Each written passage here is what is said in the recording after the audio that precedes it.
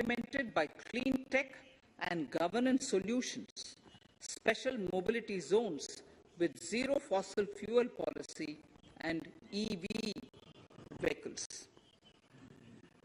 Battery swapping policy. Considering the constraint of space in urban areas, for setting up charging stations at scale, a battery swapping policy will be brought out and interoperability standards will be formulated.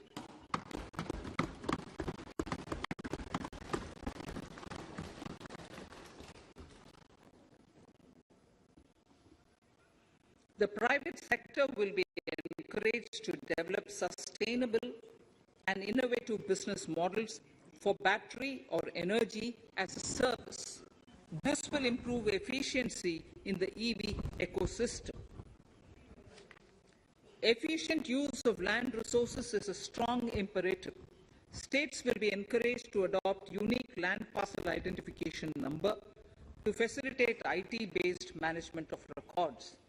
The facility for transliteration of land records across any of the Schedule 8 languages will also be rolled out. The adoption of linkage with National Generic Document Registration System, NGDRS, with the One Nation, One Registration software will be promoted as an option for uniform process of registration and anywhere registration of deeds and documents. Necessary amendments in the code IBC will be carried out to enhance the efficiency of the resolution process and facilitate cross-border insolvency resolution. Accelerated corporate exit. Several IT-based systems have been established for accelerated registration of new companies. Now the Center for Processing Accelerated Corporate Exit, CPACE, will process re-engineering, will be established to facilitate and speed up the voluntary winding up of these companies from the currently required 2 years to less than 6 months. Government procurement. Government rules have recently been modernized for the needs of Amritkal. The new rules have benefited from the inputs from various stakeholders. The modernized rules allow use of transparent quality criteria besides cost and evaluation of complex tenders. Provisions have been made for payment of 75% of running bills mandatorily within 10 days and for encouraging settlements of disputes through conciliation. As a further step to enhance transparency and to reduce delays in payments, a completely paperless, end-to-end online e-bill system will be launched for use by all central ministries for their procurements. The system will enable the suppliers and contractors to submit online their digitally signed bills and claims and track their status from anywhere. To reduce indirect cost for suppliers and work contractors, the use of surety bonds as a substitute for bank guarantee will be made acceptable in government procurements. Business as IRDAI, insurance regulator, has given the framework for issue of surety bonds by insurance companies. AVGC Promotion Task Force. The animation, visual effects, gaming, and comic, the AVGC sector, offers immense potential to employ youth. An AVGC Promotion Task Force with all stakeholders will be set up to recommend ways to realize this and build domestic capacity for serving our markets and the global demand. Telecom sector. Telecommunications in general and 5G technology in particular can enable growth and offer job opportunities. Required spectrum auctions will be conducted in 2022 to facilitate rollout of 5G's mobile services within 2022-23 by private telecom providers. A scheme for design-led manufacturing will be launched to build a strong ecosystem for 5G as part of the production-linked incentive scheme. To enable affordable broadband and mobile service proliferation in rural and remote areas, 5% of annual collections under the Universal Service Obligation Fund will be allocated.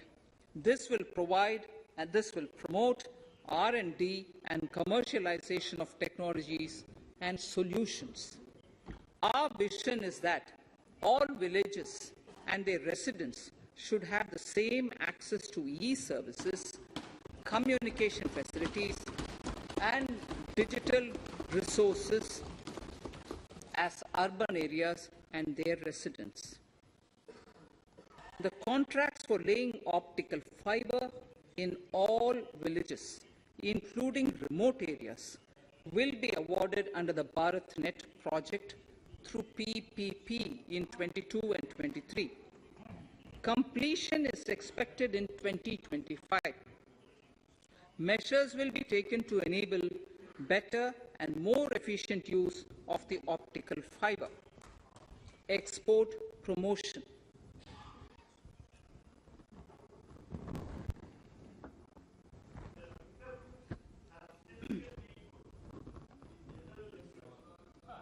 The Special Economic Zones Act will be replaced with a new legislation that will enable the states to become partners in development of enterprise and service hubs.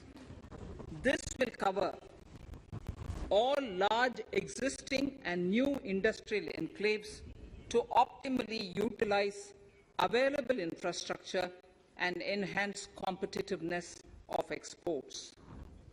Atmanirbharta in defense. Our government is committed to reducing imports and promoting Atmanirbharta in equipment for the armed forces.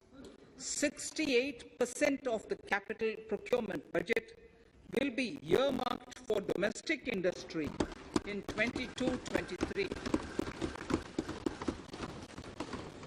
up from 58% in 21-22.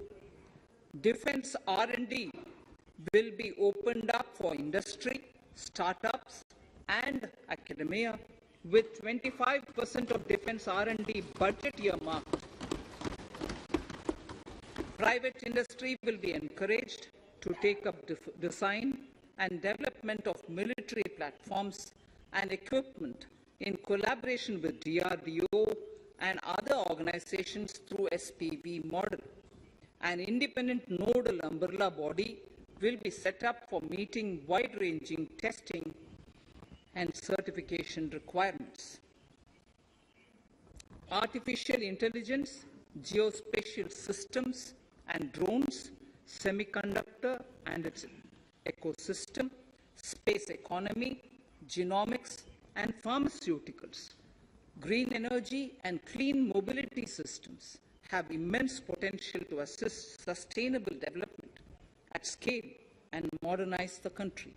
They provide employment opportunities for our youth and make Indian industry more efficient and competitive. Supportive policies, light touch regulations, facilitative actions to build domestic capacities and promotion of research and development will guide the government's approach. For R&D in the sunrise opportunities, in addition to efforts of collaboration among academia, industry and public institutions, government contribution will be provided. Energy transition and climate change. The risks of climate change are the strongest negative externalities that affect India and other countries. As Honorable Prime Minister said at the COP26 summit in Glasgow last November, and I quote, "What is needed today is mindful and deliberate utilization instead of mindless, destructive consumption," unquote. The low-carbon development strategy, as enunciated in the Panchamrit that he announced is an important reflection of our government's strong commitment towards sustainable development. The strategy opens up huge employment opportunities and will take the country on a sustainable development path. This budget proposes several near-term and long-term actions accordingly. Solar power. To facilitate domestic manufacturing for the ambitious goal of 280 gigawatts of installed solar capacity by 2030, an additional allocation of 19,500 crores for PLI, production incentive, for manufacturing of high-efficiency modules with priority to fully integrate manufacturing units from polysilicon to solar PV modules will be made. Honorable Speaker, sir, the circular economy transition is expected to help in productivity enhancement as well as creating large opportunities for new businesses and jobs. The action plans for 10 sectors such as electronic waste, end-of-life vehicles, used oil waste, toxic and hazardous industrial waste are already ready.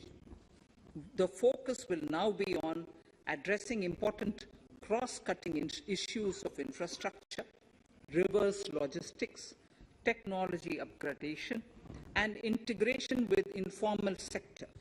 This will be supported by active public policies covering regulations, extended producers' responsibilities, framework, and innovation facilities.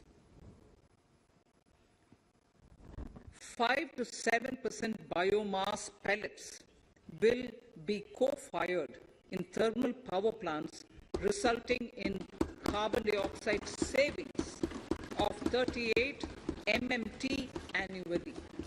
This will also provide extra income to farmers and job opportunities to locals and help avoid stubble burning in agricultural fields. Saving energy is an important aspect of the energy management. Hence, energy efficiency and savings measures will be promoted. This will be done in large commercial buildings through the energy service company business model. It will facilitate capacity building and awareness for energy audits, performance contracts, and common measurement of and verification protocol. 4 pilot projects for coal gasification and conversion of coal into chemicals required for the industry will be set up to evolve technical and financial viability. The policies and required legislative changes to promote agroforestry and private forestry will be brought in.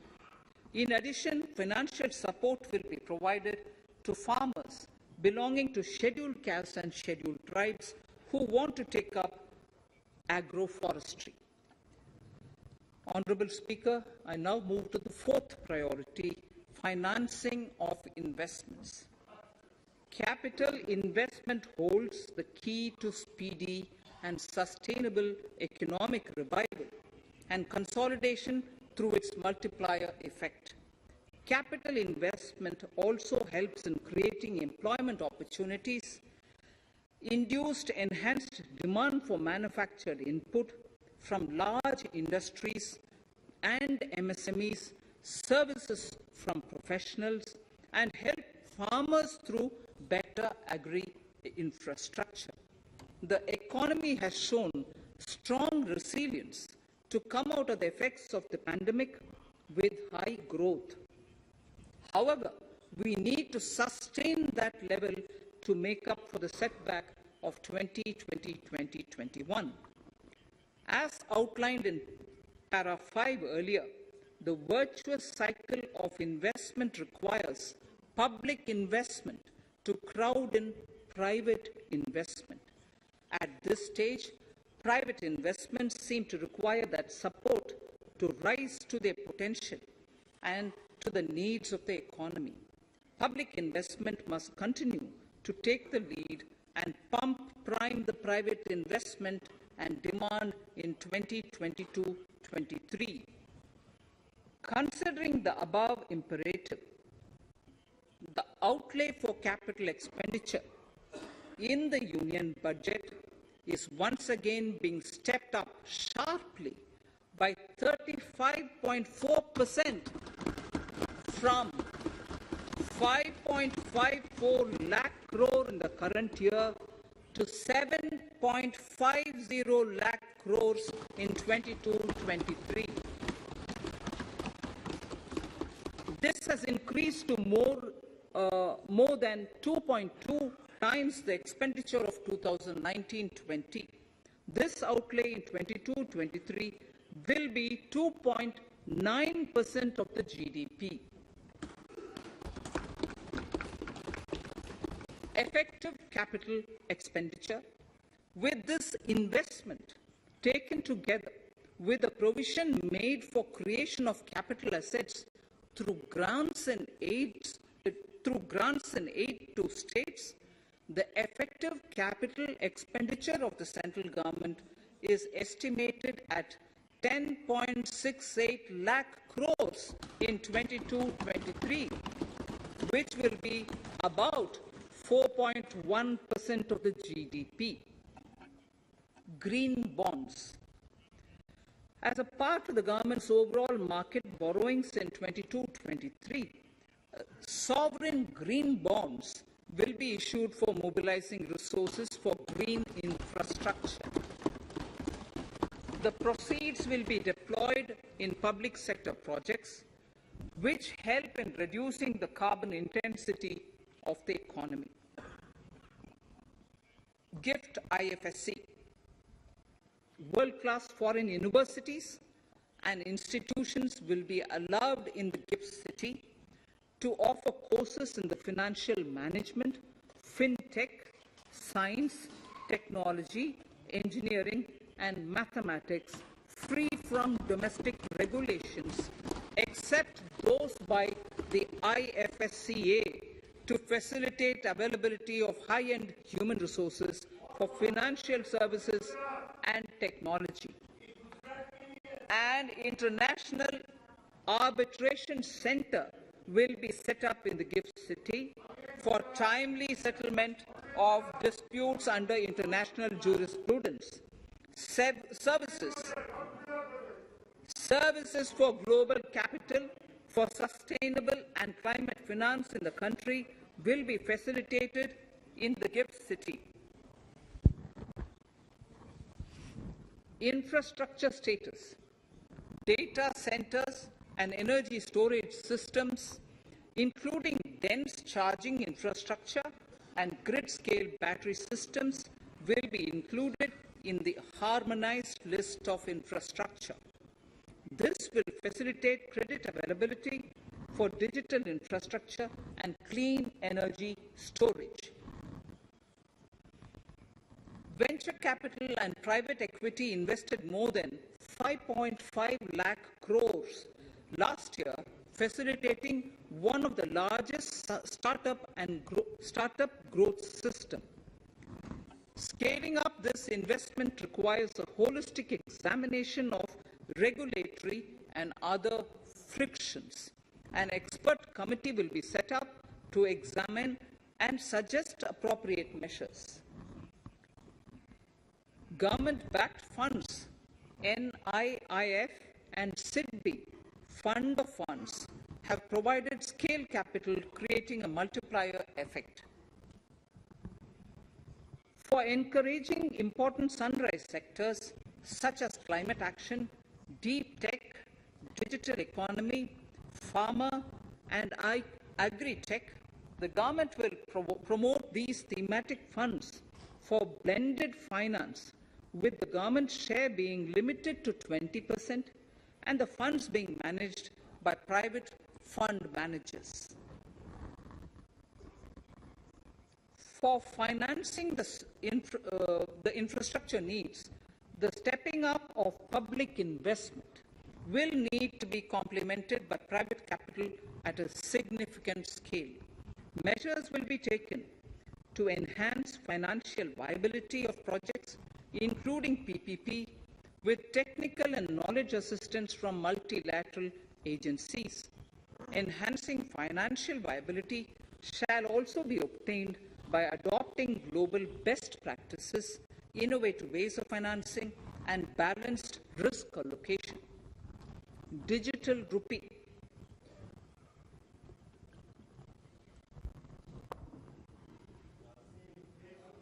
Introduction of a central bank digital currency will give a big boost to digital economy. Digital currency will also lead to a more efficient and cheaper currency management system. It is therefore proposed to introduce digital rupee using blockchain and other technologies to be issued by the Reserve Bank of India starting 2022 and 23. Financial assistance to states for capital investment.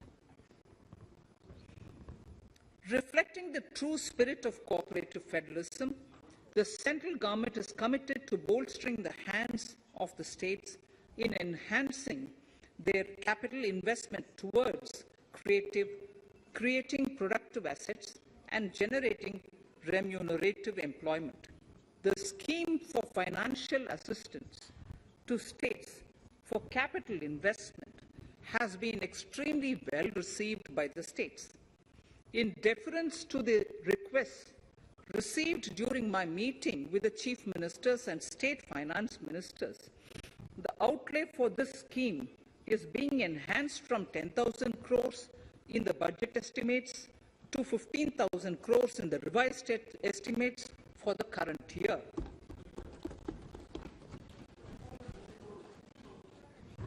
For 22-23,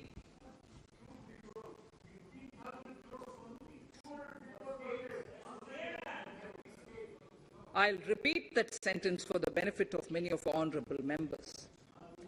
In deference to the requests received during my meeting with chief ministers and state finance ministers, the outlay for this scheme is being enhanced from 10,000 crores in the BE to 15,000 crores, 15,000 crores in the RE of the current year.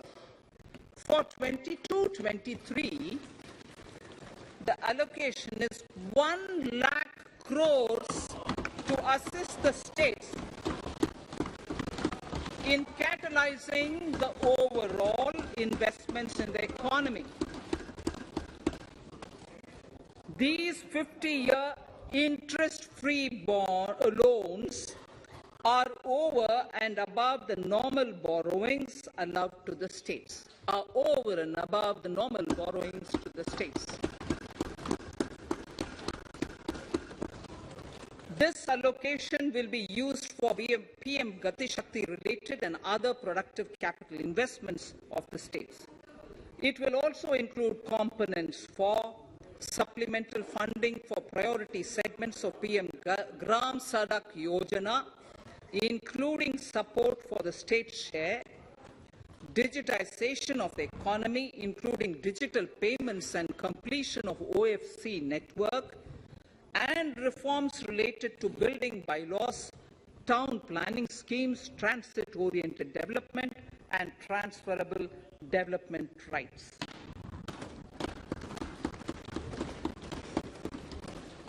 In 22-23, in accordance with the recommendations of the 15th Finance Commission, the states will be allowed a fiscal deficit of 4% of the GSDP, of which 0.5% will be tied to power sector reforms, for which the conditions have already been communicated in 21-22.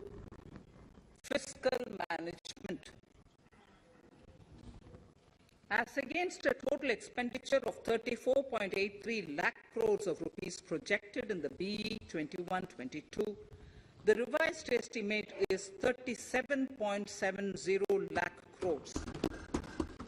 The revised estimate of capital expenditure is 6.3 lakh crores of rupees. This includes an amount of 51,971 crores towards settlement of outstanding guaranteed liabilities of Air India and its other sundry commitments. Coming to the budget estimates, Honorable Speaker, sir, the total expenditure in 22-23 is estimated at 39.45 lakh crores, while the total receipts other than borrowings are estimated at 22.84 lakh crores of rupees.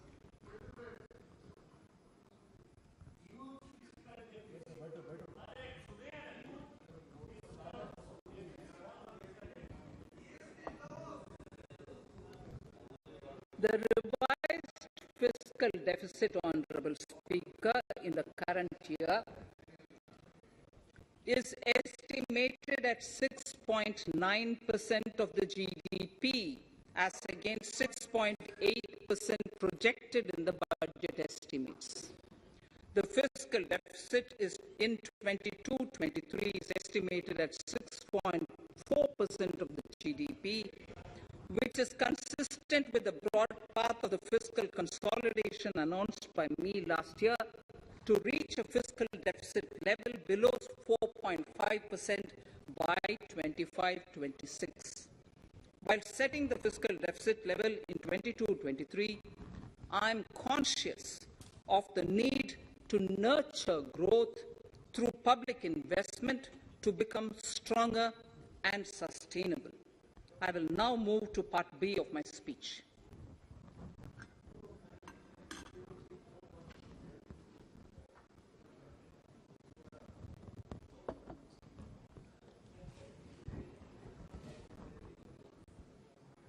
Direct tax. Honorable Speaker, sir, I take this opportunity to thank all the taxpayers of our country who have contributed immensely and strengthened the hands of the government in helping their fellow citizens in this hour of need. So I have brought in a little verse from the Mahabharata. I wouldn't spend more time reading because I would like the speech to get enough time. However, the substance of it is the king must make arrangements for yoga kshema, which is the welfare of the populace, by way of abandoning any laxity and by governing the state in line with dharma, along with collecting taxes which are in consonance with dharma. This is Mahabharata Shanti Parva Adhyaya, Shloka 11 from 72. Drawing wisdom from our ancient texts, we continue on the path to progress. The proposals in this budget, while continuing with our declared policy of stable and predictable tax regime, intend to bring more reforms that will take ahead our vision to establish a trustworthy tax regime. This will further simplify the tax system, promote voluntary compliance by taxpayers, and reduce litigation. Introducing new updated return. India is growing at an accelerated pace and people are undertaking multiple financial transactions. The Income Tax Department has established a robust framework of reporting of taxpayers' transactions.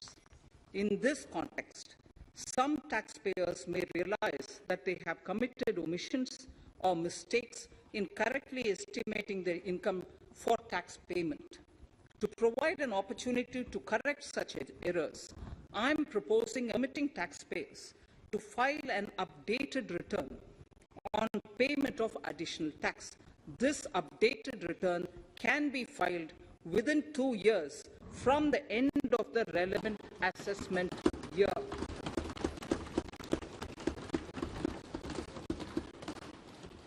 Honorable Speaker, sir, presently, if the department finds out that some income has been missed out by an assessee, it goes through a lengthy process of adjudication. Instead, with this proposal now, there will be a trust reposed in the taxpayers that will enable the assessee herself to declare the income that she may have missed out earlier while filing her return. Full details of the proposal are given in the finance bill.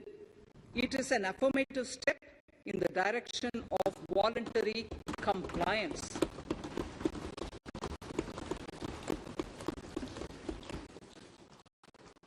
Reduced alternative minimum tax rate and surcharge for cooperatives.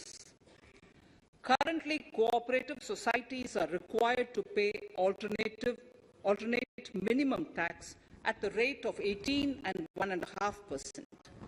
However, companies pay the same rate, the same, which is the alternate minimum tax, at the rate of 15%.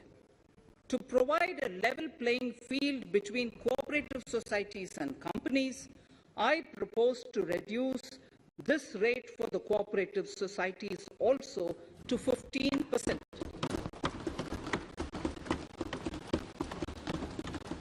Honorable Speaker, sir, I also propose to reduce the surcharge on cooperative societies from the present 12% to 7% for those having total income of more than 1 crore and up to 10 crores.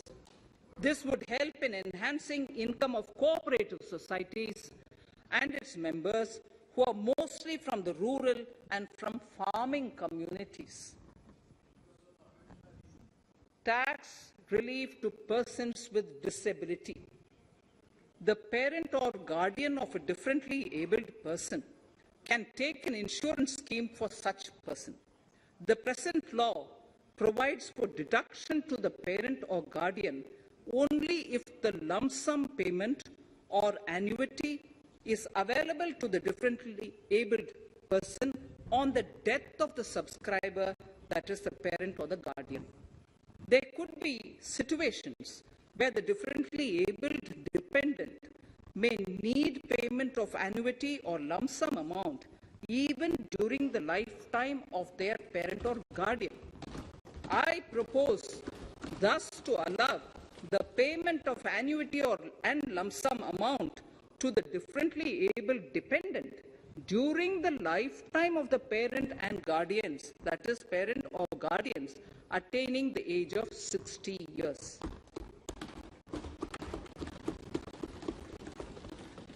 Parity between employees of the state and central governments. At present, the central government contributes 14% of the salary of its employee to the National Pension System, NPS, Tier 1. This is allowed as a deduction in computing the income of the employee. However, such deduction is allowed only to the extent of 10% of the salary in case of employees of the state governments. To provide equal treatment to both central and state government employees, I propose to increase the tax deduction limit from 10% to 14% on employers' contribution to the NPS account of state government employees as well. This would help in enhancing the social security benefits of the state government employees and bring them at par with central government employees. Incentives for startups. Startups have emerged as drivers of growth for our economy. Over the past few years, the country has seen a manifold increase in successful startups. Eligible startups established before 31/3/2022 had been provided a tax incentive for 3 consecutive years out of the 10 years from incorporation. In view of the COVID pandemic, I propose to extend the period of incorporation of the eligible startup by 1 more year, that is up to 31/3/2023, for providing such tax incentives.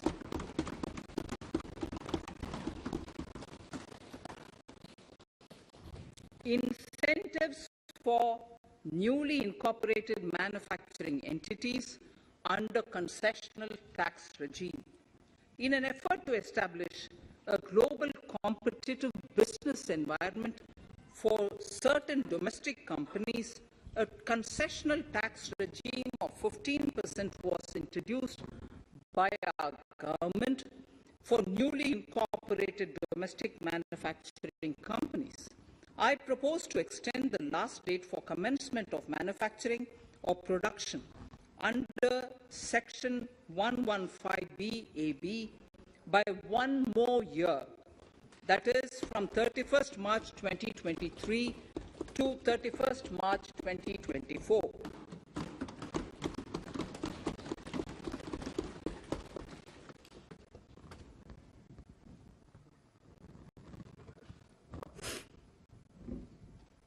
Scheme for taxation of virtual digital assets.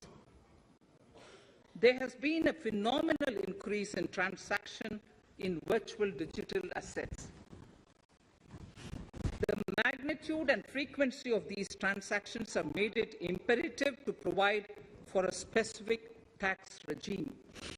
Accordingly, for the taxation of virtual digital assets, I propose to provide that any income from transfer of any virtual digital asset shall be taxed at the rate of 30%, 30%. No deduction in respect of any expenditure or allowance shall be allowed while computing such income except cost of acquisition. Further, loss from transfer of virtual digital asset cannot be set off against any other income. Further, in order to capture the transaction details, I also propose to provide for TDS on payment made in relation to transfer of virtual digital asset at the rate of 1% of such consideration above a monetary threshold. Gift of virtual digital asset is also proposed to be taxed in the hands of the recipient.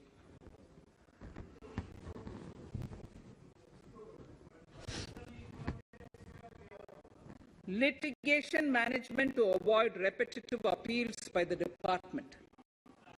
It has been observed that a lot of time and resources are consumed in filing of appeals which involve identical issues. Taking forward our policy of sound litigation management, I propose to provide that if a question of law in the case of an assessee is identical to a question of law which is pending in the appeal before a jurisdictional high court or Supreme Court, in any case, the filing of further appeal in the case of this assessee by the department shall be deferred till such a question of law is decided by the jurisdictional high court or the Supreme Court. This will greatly help in reducing the repeated litigation between taxpayer and the department.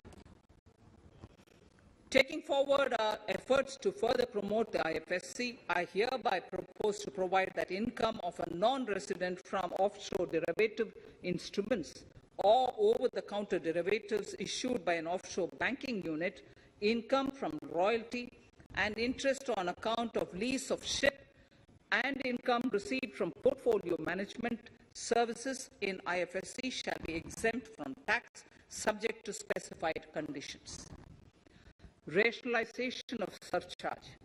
In the globalized business world, there are several work contracts whose terms and conditions mandatorily require formation of a consortium. The members in the consortium are generally companies. In such cases, the income of these AOPs is income. This includes tax as well as surcharges. The health and education cess is imposed as an additional surcharge on the taxpayer for funding specific government welfare programs. However, some courts have allowed health and education cess as business expenditure, which is against the legislative intent. To reiterate the legislative intent, I propose to clarify that any surcharge or cess on income and profits is not allowable as business expenditure. Deterrence against tax evasion. Honorable Speaker, sir, presently there is ambiguity regarding set-off of broad financial year. A few other changes are being made, the details of which are there in the finance bill. Indirect taxes. So remarkable progress in GST. GST has been a landmark reform of independent India, showcasing the spirit of cooperative federalism. While aspirations were high, there were huge challenges too. These challenges were overcome deftly and painstakingly under the guidance and the oversight of the GST Council. We can now take pride in a fully IT-driven and progressive GST regime that has fulfilled the cherished dream of India as one market, one tax.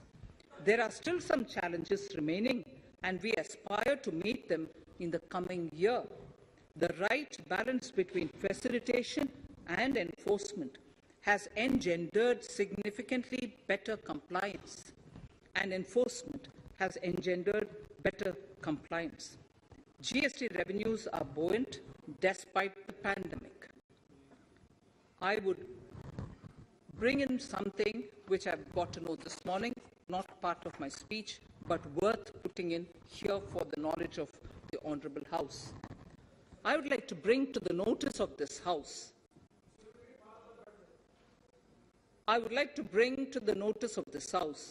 that the gross GST collections for the month of January 22 are rupees 1,40,986 crores,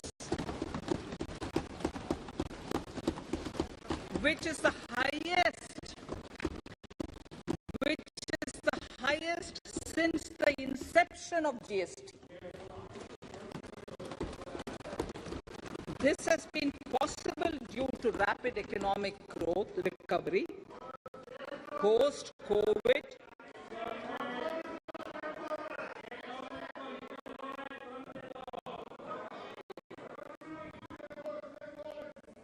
This has been possible due to the rapid economic recovery post-COVID, as well as various policy and administration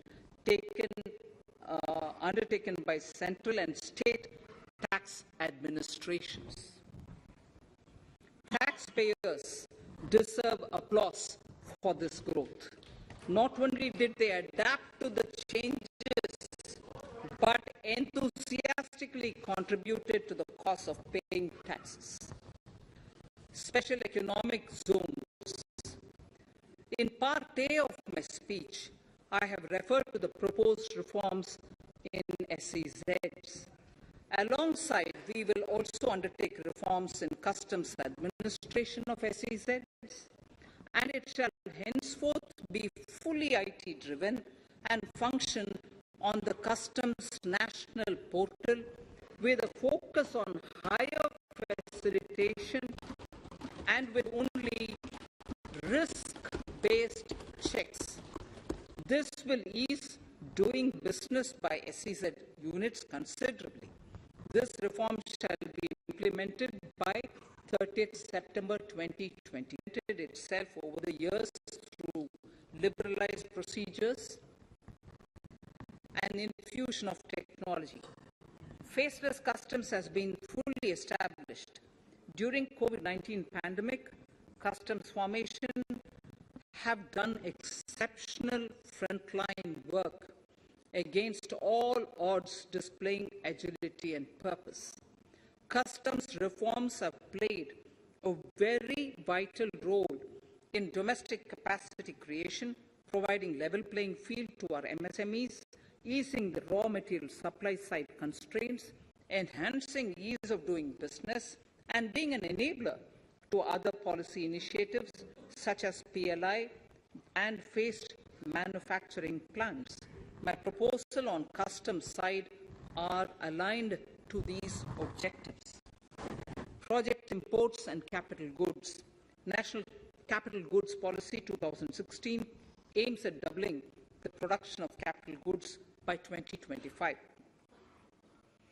This would create an employment opportunities and result in increased economic activity. However, several duty exemptions, even extending to over 3 decades, in some cases have been granted to capital goods for various sectors like power, fertilizer, textiles, leather, footwear, food processing, and fertilizers. These exemptions have hindered the growth of the domestic capital goods sector. Similarly, project import duty concessions have also deprived the local producers of a level playing field in areas like coal mining projects, power generation, transmission, or distribution projects, railway and metro projects. Our experience suggests that reasonable tariffs are conducive to the growth of domestic industry and make in India without significantly impacting the cost of essential imports. Accordingly, Honorable Speaker, Sir, it is proposed to phase out the concessional rates in capital goods and project imports gradually and apply a moderate tariff of 7.5%. Certain exemptions for advanced machineries that are not manufactured within the country shall continue. A few exemptions are being introduced on inputs like specialized castings, ball screw, and linear motion guide to encourage domestic manufacturing of capital goods. In the last 2 budgets, we have rationalized several customs exemptions. We have once again carried out an extensive consultation, including by crowdsourcing. As a result of these consultations, more than 350 exemption entries are proposed to be gradually phased out. These include exemptions on certain agricultural produce,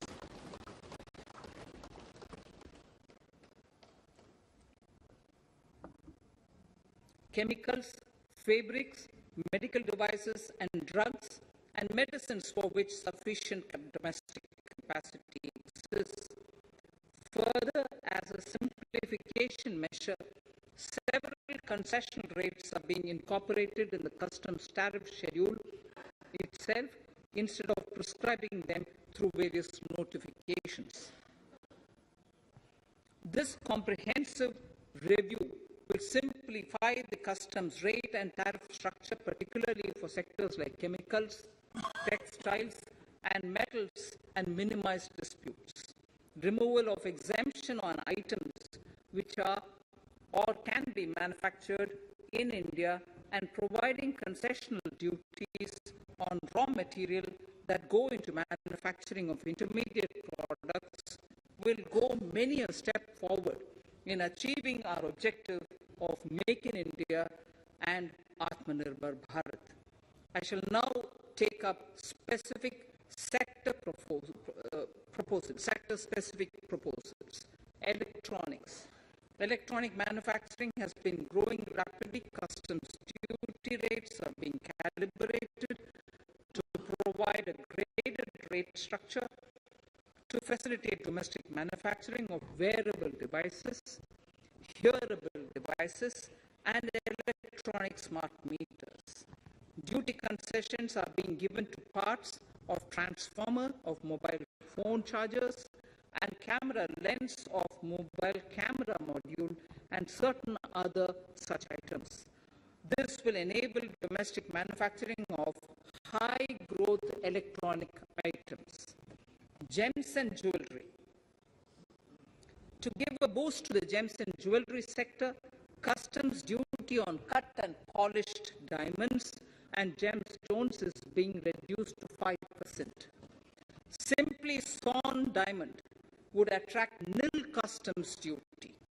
To facilitate export of jewelry through e-commerce, a simplified regulatory framework shall be implemented by June this year to disincentivize import of undervalued imitation jewelry.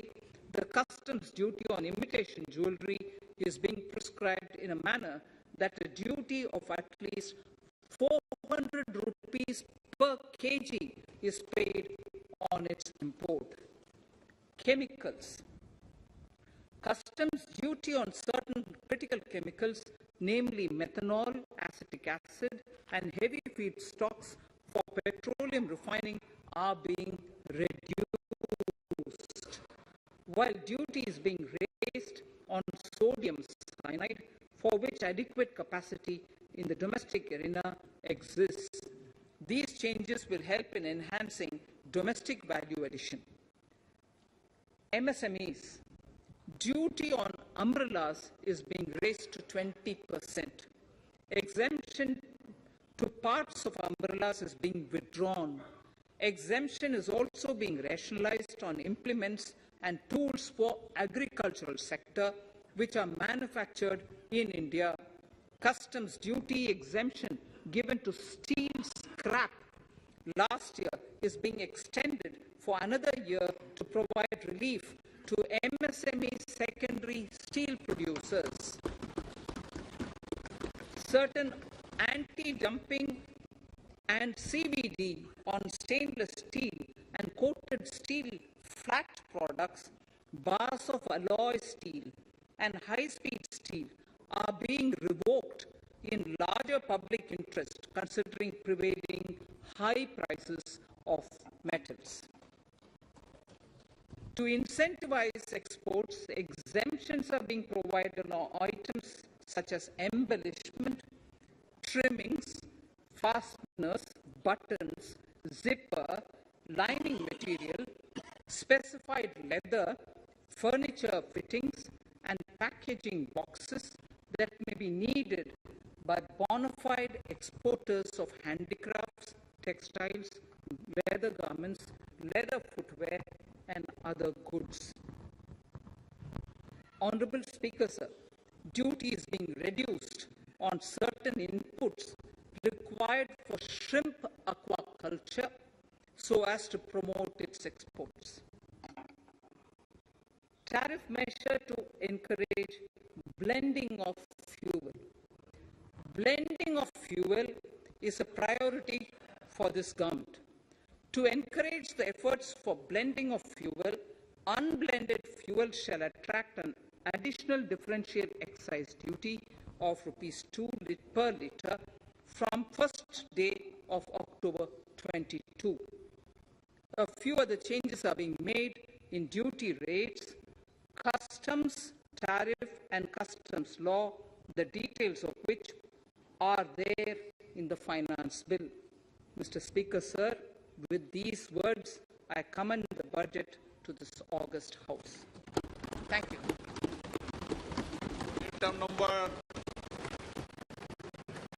Item number 2, Shrimati Nirmala Sitharaman ji.